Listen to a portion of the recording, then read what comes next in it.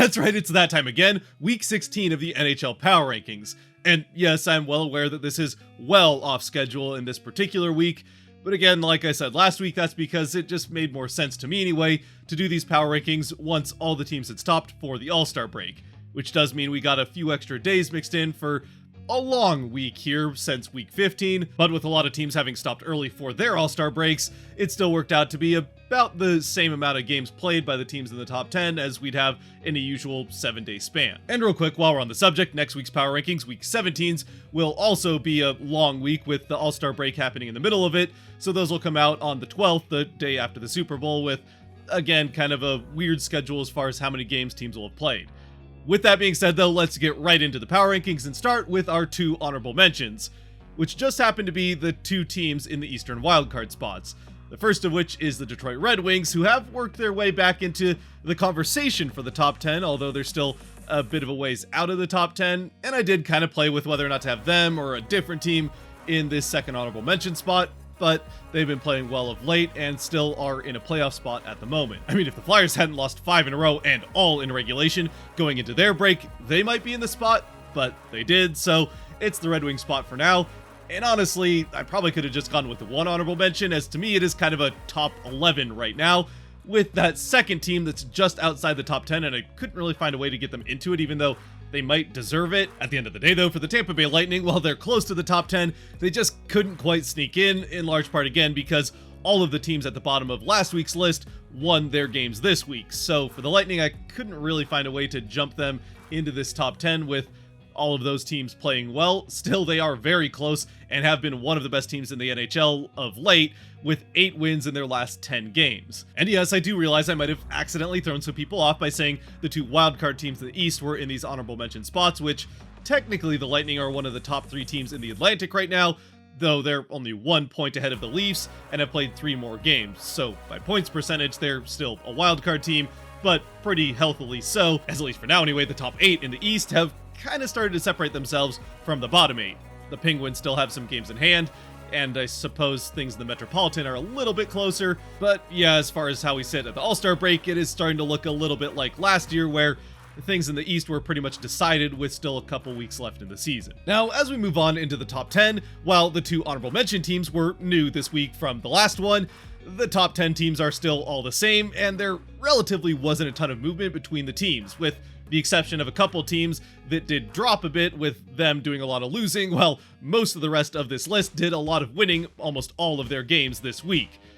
And with that being said, the team that I have in 10th is one of those teams that did drop a significant chunk, that being the New York Rangers. Now for the Rangers, they are still clinging on to the top spot in the Metropolitan Division,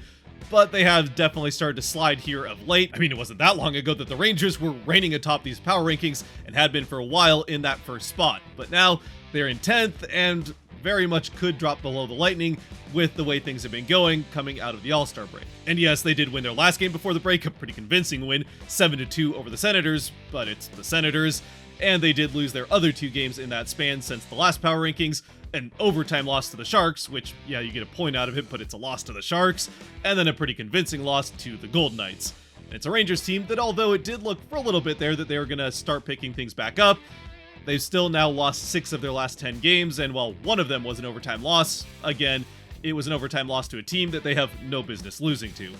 So, for now, they are still inside this top 10, but they're trending down while the team below them is definitely trending upwards. Though, of course, with all that being said, they were so good for the 2023 part of this season that they should have no trouble making the playoffs, even if they do kind of scuffle through the back half of this season. Moving on to the 9th spot, though, is the first or last of the teams to jump the Rangers, however you want to look at it. It's the Toronto Maple Leafs. Now, I'm well aware that there's going to be Leaf fans out there that are offended by the fact that they're just in 9th and not higher up on this list, having won 3 straight and 2 against a team that has yet to show up. So I understand that there's going to be some justifying that I have to do here. Now again, a large part of it is because the next 3 teams on this list won all of their games between this one and the last power rankings. So I couldn't really have them jump teams that also won all of their games and won more games, because while the Leafs did win both of their games since the last power rankings, the other 2 just ahead of them won all 3 of their games. Now, for Toronto, they did win both of those against the Jets, which is a team that, again, was not too long ago on the top of these power rankings, and just last week was in the top 3. And besides, if I just move teams below other teams because of head-to-head victories, even if it is 2 head-to-head victories, the Leafs would have spent most of the last 2 seasons below the Coyotes, and would currently be below the Blackhawks and Blue Jackets, which just doesn't make a lot of sense. So obviously that's not the only thing I can take into consideration. And for the Leafs, while they have won 3 straight, and the Jets have lost 3 straight, over their last 2 weeks or month, the Jets have definitely been the better team. Even still, for the Leafs, it was a good way to go into the break, having won 3 straight, and getting Samsonov back looking like the goaltender that they saw in the playoffs last season. Which, by the way, from a Kraken fan, you're welcome. Up next in the 8th spot is another team that won all of their games over the last week and a half in the Carolina Hurricanes, who did win 3 games to Toronto's just 2, which is part of the reason that they stay ahead of them with the 2 good wins for Toronto. That being said, the 3 wins for the Carolina Hurricanes were pretty good in their own right. They beat Boston 3-2 in regulation, so a very good win there. We have yet to get to the Bruins. And then a win over New Jersey, also regulation, a team that hasn't been quite as good as people expected, but still a good team. And then the Coyotes, who are kind of the opposite, better than people expected, and definitely on the positive side of 500. Well, I say definitely, they're only 1 game above NHL 500 and actually below regular 500, but either way, it's a Coyotes team that definitely can beat you if you don't show up. But for the Hurricanes, they win all 3 games in regulation and definitely showed up for this week, as they are now right up there in tight with the Rangers for the lead of that Metropolitan Division. And in fact, for a Rangers team that looked for a long time like they were going to run away with this division, they're now just 1 Carolina win away from being tied with the Canes for the top of this division. They would still own the tiebreaker thanks to 1 more win, while the Canes have 2 extra overtime losses. But still, it has been quite the comeback for the Hurricanes, starting to finally get those results that match up with how their analytics look, in large part because they've, for the most part, been getting the goaltending, like I've already mentioned here over the last few weeks. As long as that keeps up, this team is trending in the right direction, having won 7 of their last 10, and 3 straight going into the break. And again, because I know I'd get comments about it otherwise, the reason they're not ahead of the Bruins is because I do take the full season into account, not just the last week or 2, and the Bruins have had a more complete season and are still 10 points above the Canes in just 1 more game. So, yeah. Then in the 7th spot, to keep the trend going of teams that only won since the last power ranking video, I have the Dallas Stars. Now, the Stars didn't have quite as convincing a week as the other 2 teams that we just talked about. They do win all 3 of their games, but by a combined 3 goals, all 3 1-goal games, and 2 of them took overtime against the Ducks and the Capitals. So, yeah, definitely not the quality of opponents or convincing victories that the 2 teams below them had, but at the same time, they have had a more even season and a more complete season when it comes to actually getting consistent wins. Now, it is true that, including having played all 3 of these last 3 games, it has still been a bit of an up and down return for Ottinger since coming back from that injury over the last month or so,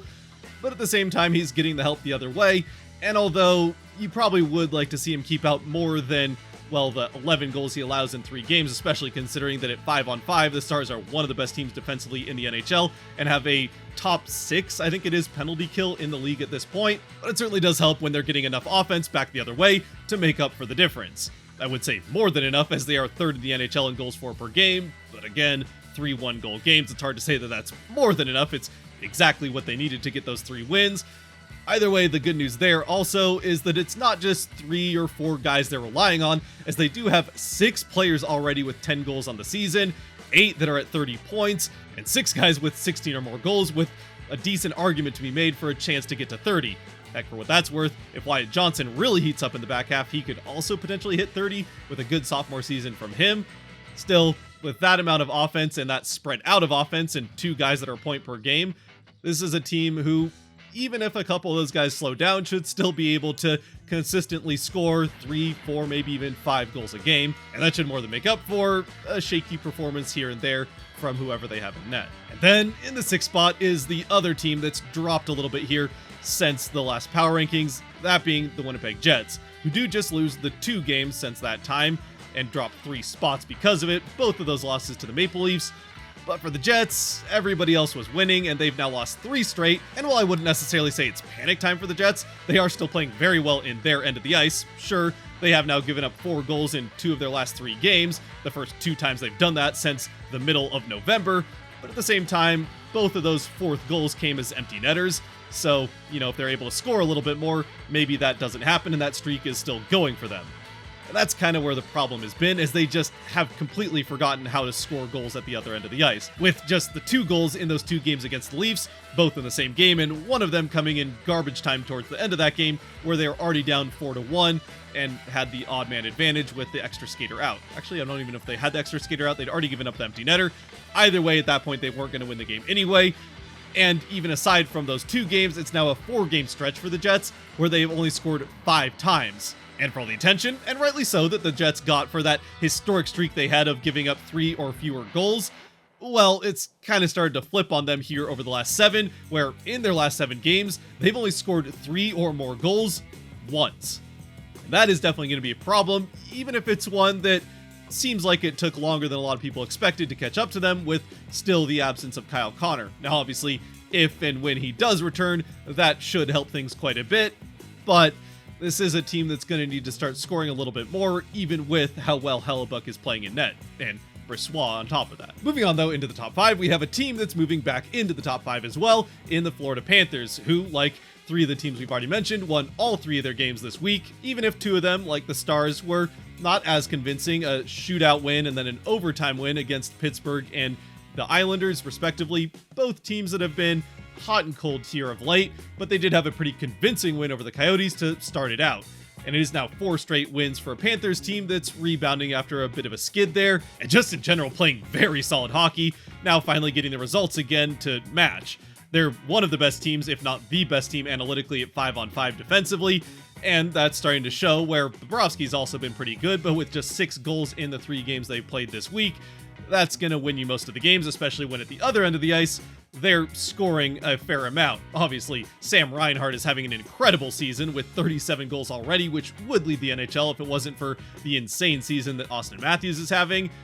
And then you've got Matthew Tkachuk, who did have that slow start this season that's been well documented in these power rankings, just 5 goals in his first 36 games, but now over the last 13 games, he's almost a goal per game with 11. So with him heating up, Reinhart continuing to light up the NHL, and Verhaeghe certainly helping out with 24 goals of his own, this is a team that, if they keep playing this way and can stay healthy playing this way for the rest of the season, is going to be a very tough out once again in the playoffs. And speaking of teams that could be a tough out in the playoffs, though maybe not the again part so much as they did lose in the first round last year,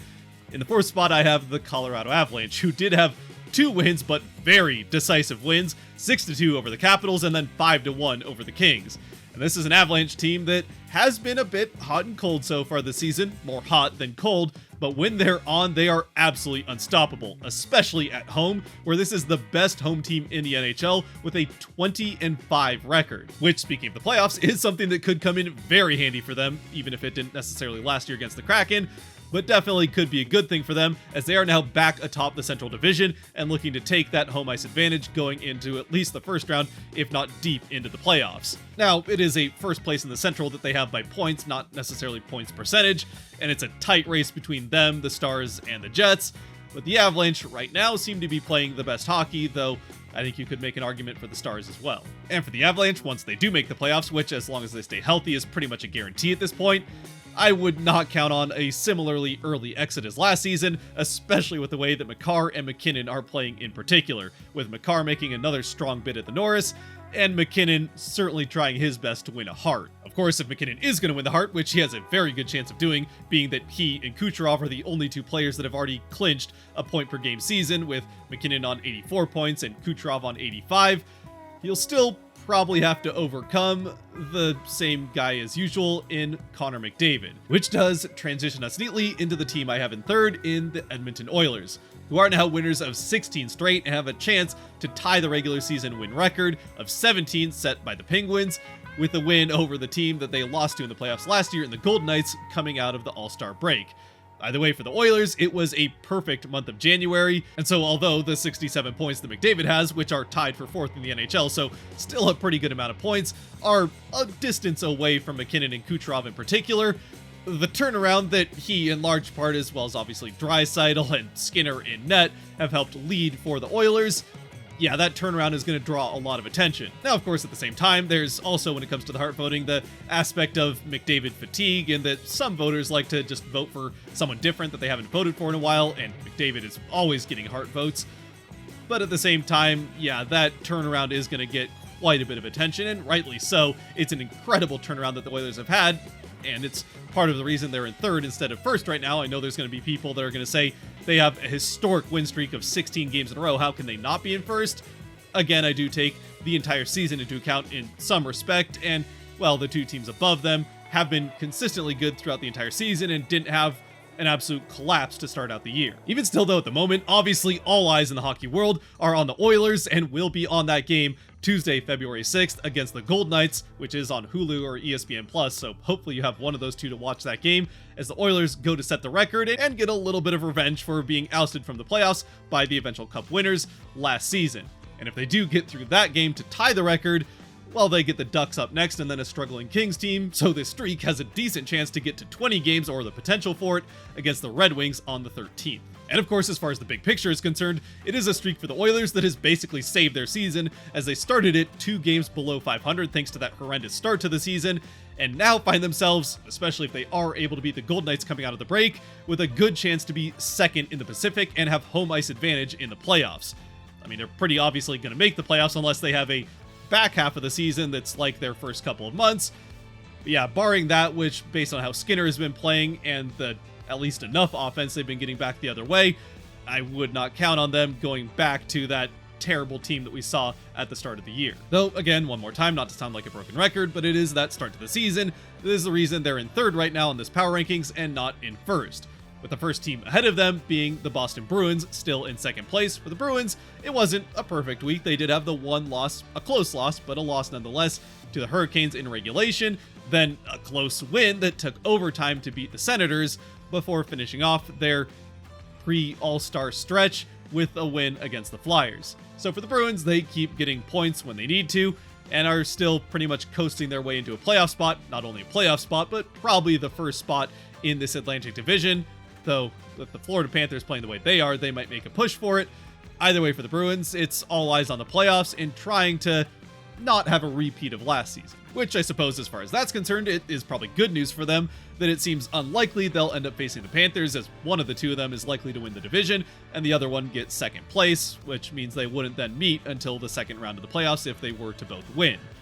And I'm sure both the players and some of the fans would probably like that chance of a rematch and redemption for what happened in the first round last season, but especially when it comes to the 5-on-5 analytics, I don't think that's a matchup the Bruins would particularly like to see. Now, it definitely does help the Bruins, who are basically league average when it comes to those 5-on-5 advanced stats, both offensively and defensively, that their special teams have been among the best in the NHL on both sides,